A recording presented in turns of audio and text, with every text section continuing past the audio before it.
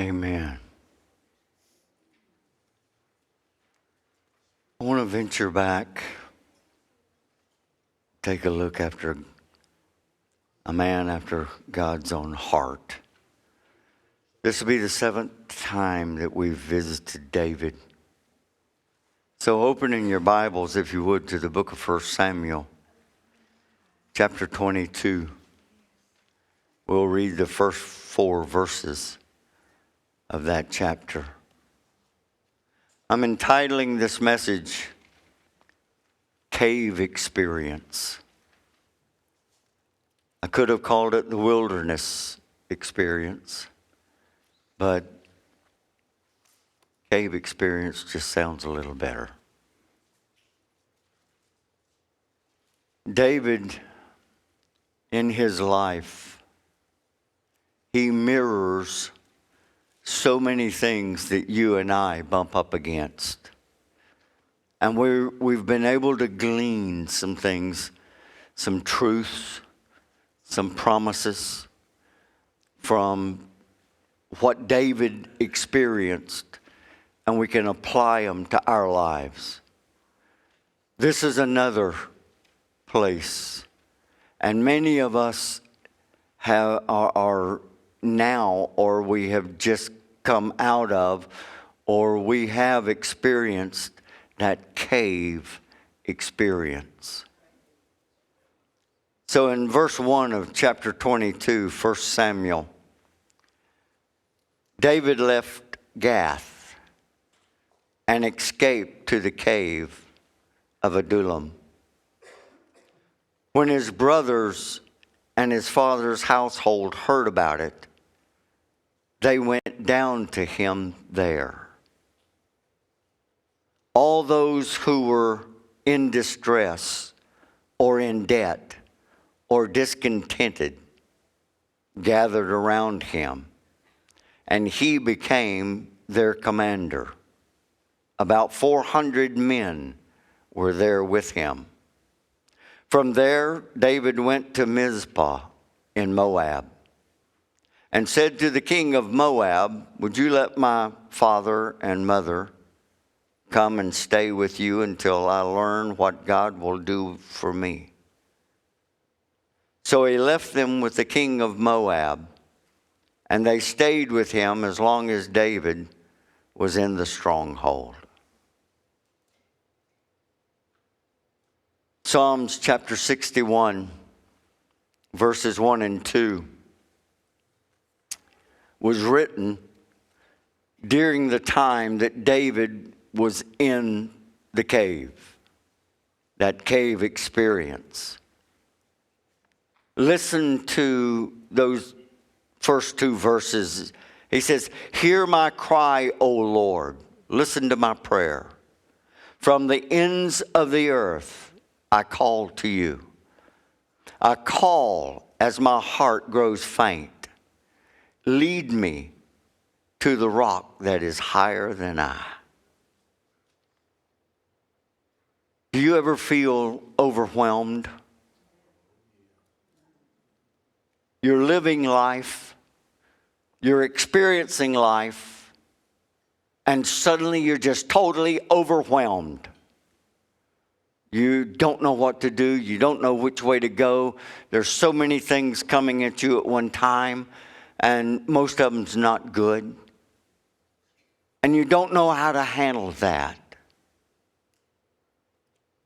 Most of us have felt that way from time to time, or at least once. This text finds David in one of those moments. He's in a dark, dreary, dusty, depressing cave. He has experienced the loss of everything. Everyone he depended on in his life has walked away from him. Everything that he had accomplished and gathered together has been left behind. And David is in this cave. He is alone. He is defeated. And he's discouraged.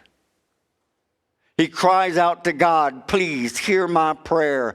Listen to what I'm saying, God. I'm calling you from the ends of the earth. He felt like he had gone as far as he could go.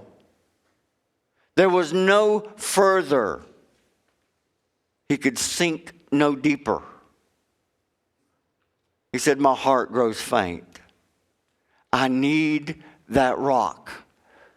Something solid. That rock that is higher than I. David is in one of the cave experiences of life. And you and I will visit that cave sooner or later.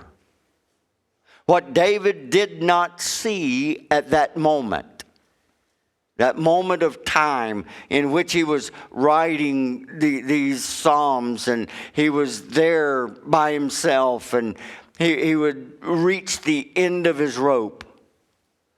What he could not see but soon came to understand was the fact that God was behind all of that. And he was in control of all of that. He is today also. Nothing comes your way that he's not in control of. He will control whatever you put in his control. David did not know it at that time, but God was going to use his time in the cave to help him to grow stronger. It's in those moments of struggle where you and I gain strength, spiritual strength. If you don't tax your muscles, they will not get stronger. That's true about your spirit man also. As we overcome, we become overcomers. And God has put David in this cave so that he can overcome and become stronger. The day would come when David would emerge from the cave much stronger in the Lord than when he entered that cave. There are times when we too find ourselves in those experiences, and we don't want those experiences because we don't see the good that can come out of them. They're never pleasant. They're never desirable. We think that all our help and our strength is gone. We've been deserted. I can remember saying that out loud. I have been deserted. There's nobody that cares anymore. Nobody loves me. I've been there. You have too, probably. It's in those moments when we feel so alone, discouraged, we're disheartened.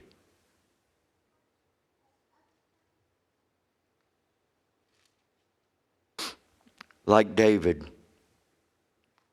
when we are dwelling in one of the caves of life, we often fail to see the hand of God in what we're facing. But I remind you, and you might want to jot this down, you might want to put this in your thoughts, that just as surely as God is behind all the blessings of life, He's behind all the burdens of life as well. God deals in both. Isaiah chapter 45 verse 7 says, I form the light and create the darkness. I bring prosperity and create disaster. I, the Lord, do all of these things. When God's involved with your life, He's involved with your life. For good and bad. Sometimes we need to become stronger. So He sends something that's going to test us and tax us. So that we have to put forth faith. We have to put forth strength to overcome it. This passage contains some blessings that you and I need to consider today. Because it's here that we can learn about the cave experiences of life and how we can come out of them stronger than we go into them. And we don't have to fear that time of testing and proving, that time of putting forth faith. I want to take this episode from David's life and I want to speak to you about the cave experience or dwelling in the cave. You see, point one, there's a reality of the cave. So the realities of the cave is point one. 1 Samuel chapter 22 verse 1a, David had left Gath and he was on the run and he escaped to Abdullah.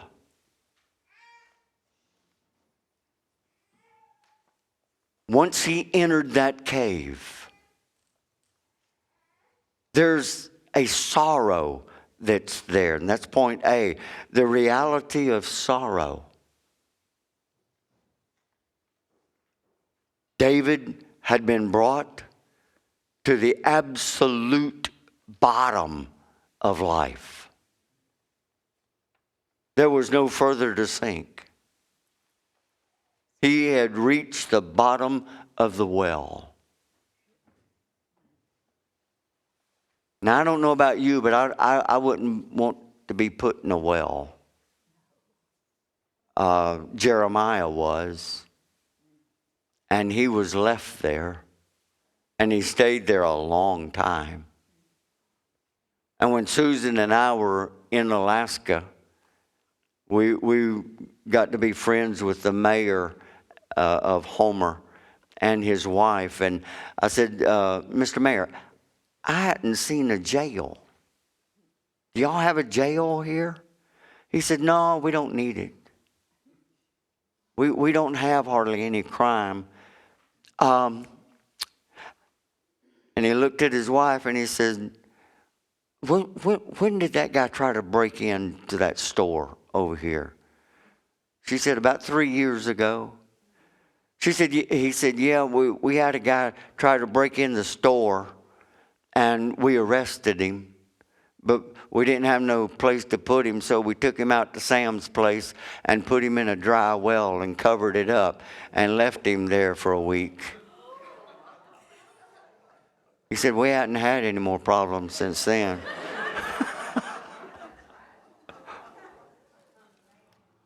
David feels like he's been put in a well and it's been covered up. He's as low as he can go. He is hurting. He is broken. He's defeated.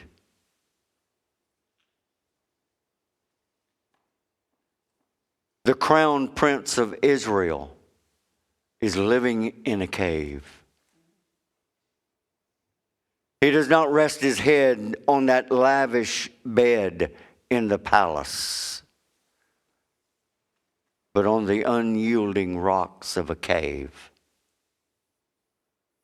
He no longer sleeps in the bed of a princess,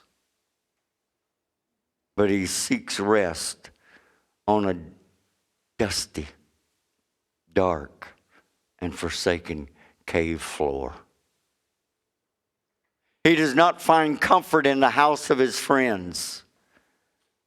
but he fights loneliness in a deserted, dirty cave.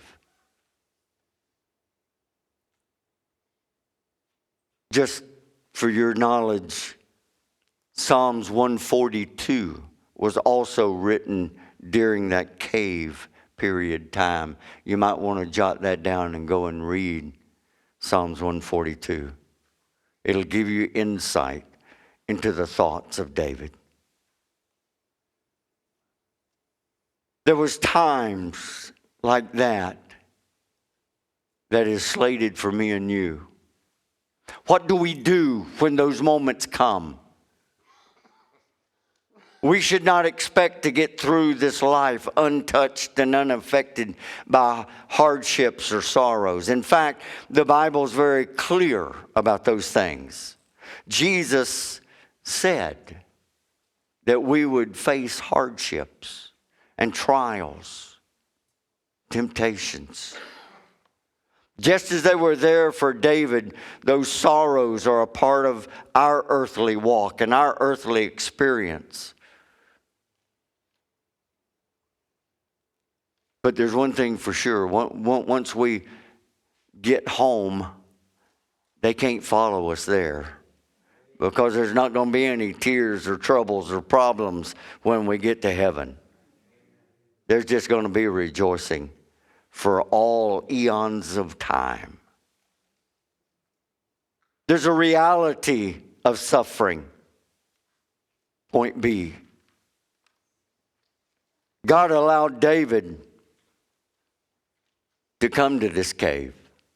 David did not get there without God being a part of it. His hand was visible. His leading was there. So David got to this cave because God allowed it, that David might not be able to lean on any of the props and crutches of his family and his friends and his finances and his fame or his flesh or even the future. You see, we have a habit of doing that in rough times. We hear the old adage, pull up your bootstraps and get to it. And we think because of our abilities, we're going to be able to overcome. Or we'll call a friend and get their help. Or we'll use our finances or our prestige, whatever it is. But that's not the purpose. It was not the purpose for David, and it's not the purpose for us. We're taught that through his miseries, God was bringing him to a point where he would totally lean on the Lord. That he would sell out 100%. Give his heart, his life, his strength, his mind, everything. Love the Lord with all your strength and all your mind. That's where God was bringing David. If he was going to be the king that God was calling him to be, if he was going to be the person that God had his hand on to become, then he had to come to that point where everything was given over to God. If this church is going to become what God wants it to be, then the church as a whole has to sell out to God. That means each one of you, you're a part.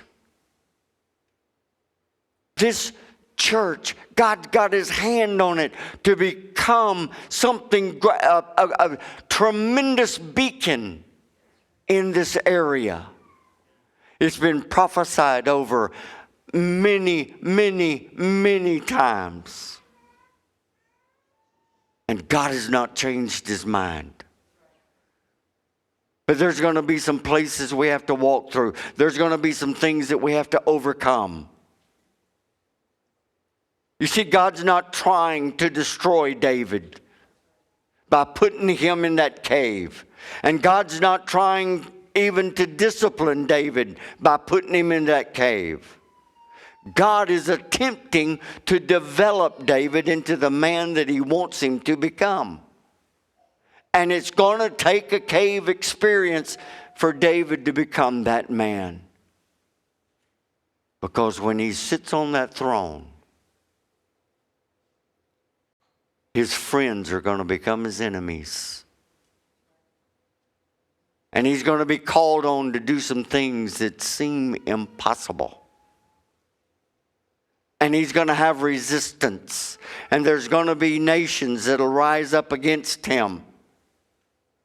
And they'll try to overcome him. And he's going to have to be in a place where he depends totally on God, that he can overcome every one of them, every incident. And God will lead him in the right path to accomplish what God has designed. If it's true for David, it's true for us. In our lives, to teach us to look to him and him alone, the Lord will use whatever is necessary. Hardships of life, he will use those to develop us. I remember when I was young, real young. I know that was a long time ago. But there's little corners of my mind that can still go that far back. The rest of them go to about 2 hours ago, and that's as far as they can go. My dad was preparing me. So when I had to reach up like this to grab the handles of the lawnmower, he had me out mowing grass. And I'd have to hold it like this and push it sometimes. Because I wasn't tall enough. And he'd make me go to work with him on Saturday. And if I wasn't doing exactly what he thought that I should be doing, he would find a little stick. And he'd use it. And I'd get busy. Because it hurt. Because he would always tell me, now you get over there and get busy or you're going to get another one. Nope, I ain't voting for another one. Nope, you talk to somebody else. Go get Gerald, don't get me. I've had enough. He didn't do that because he hated me. He didn't do that because he was disciplining me necessarily. He was doing that so that I would be prepared for later on. And when we moved and bought the truck stop, I worked 12 hours a day, 7 days a week for probably 5 years. And Dad and Uncle T decided we're going to close on Christmas Day. We couldn't close because we didn't have a key.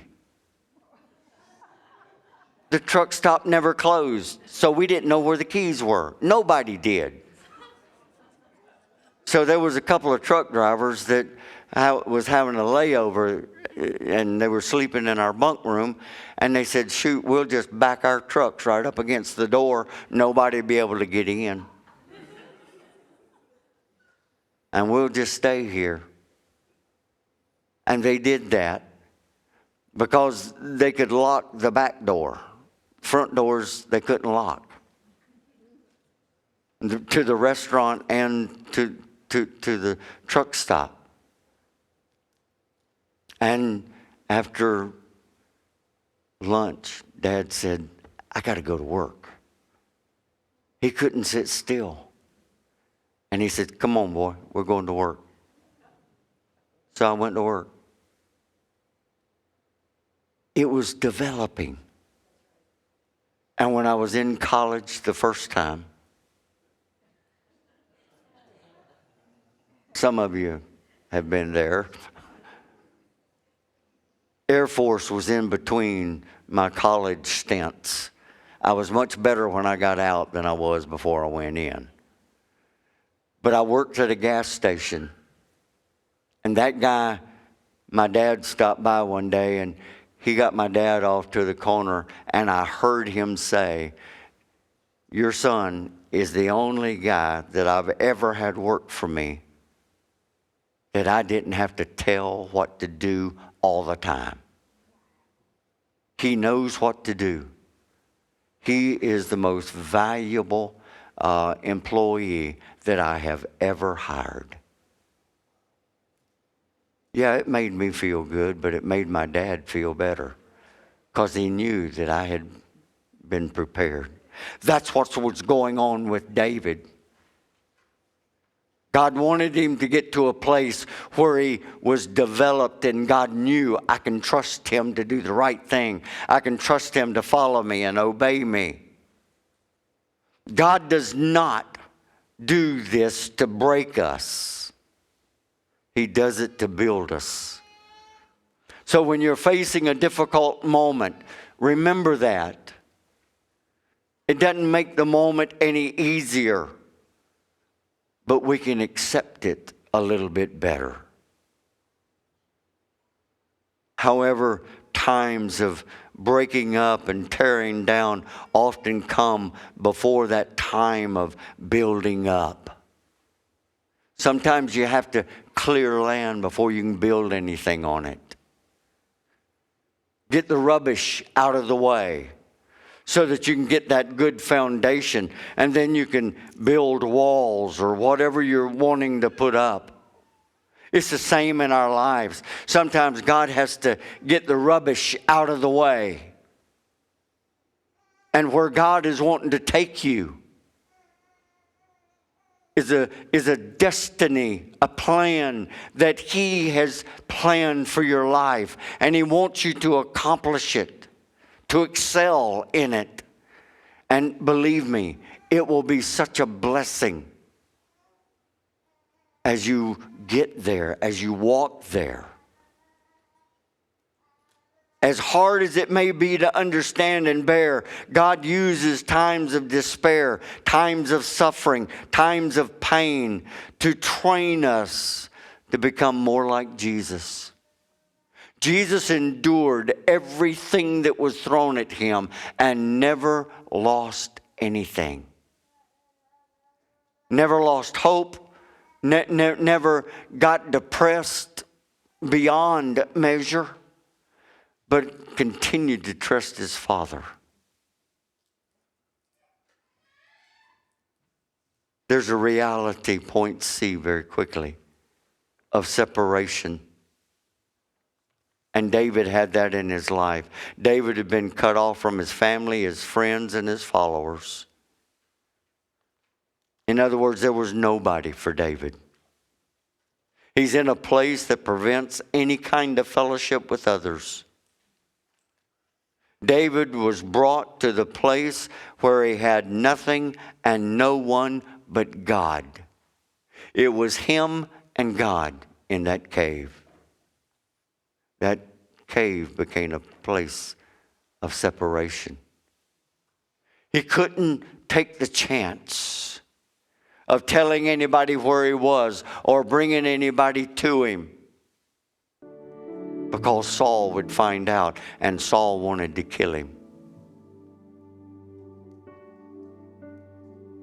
When you find yourself alone and you feel that aloneness, understand that God will bring us to a place where we feel alone and shut off, but we're not shut off from Him. And we're not alone from Him, just the rest of the world. And it'll be you and God in your closet, you and God in that place of solitude. You and I fear those times, but they often precede a time of God's greatest blessing for you. Endure it, go through it, because on the other side is that place of blessing. David alone in the cave, but it wouldn't be long, he'd be sitting on the throne. Moses on the backside of the mountain, backside of the desert, standing before a burning bush.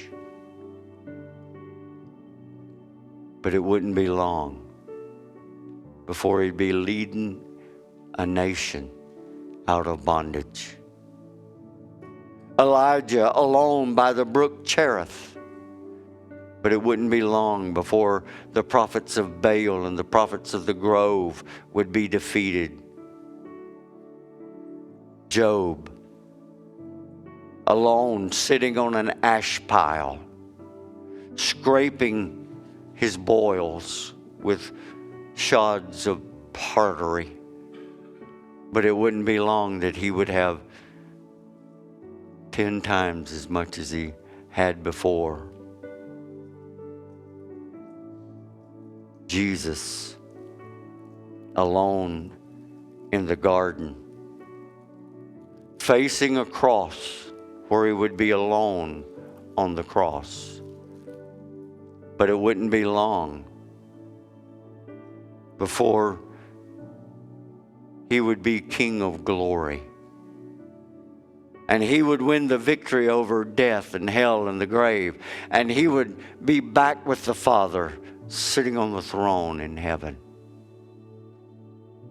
Each of these experienced their greatest triumph was after they were shut off and they were shut up by God. You see, these are lessons that were learned in the dark. They could never be learned in the light. They were learned in hardship because they could never be learned when things were going just fine. The truths that they walked away from these tough moments, it's the only place they could learn them. And God was pouring into them. You see, there's lessons that are learned in the dark that are so valuable to us that God will take us there. There are truths that can only be understood by those who have walked through that valley. So many great ministers of the past that I read, I devour their biographies. David Brainerd had a compassion for the American Indian. And he ministered so hard for so many years. And nothing happened. And one night he was in a cabin right by himself out west.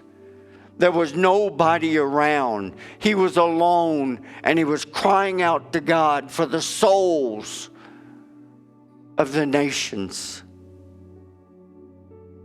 And he was so fervent in prayer that he walked outside, and the snow was 2-3 foot deep, and he fell in the snow. And he had been crying out so hard, and he was so overwhelmed, and his body was so hot and so fervent that he melted all the way to the ground through that snow because of that burden.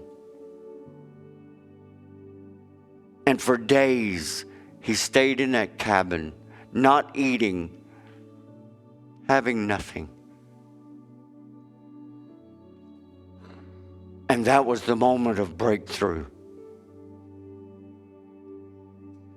In reality, the cave times of life are a blessing and a time of instruction and growth. And we need to see them like that. We may not understand them like that. We might not see them that way. But when the Lord has brought you to a place where no one else but Him, been there, He's done you a tremendous favor if you'll glean and not fight. Why? Why, Pastor? Why is He doing us a favor?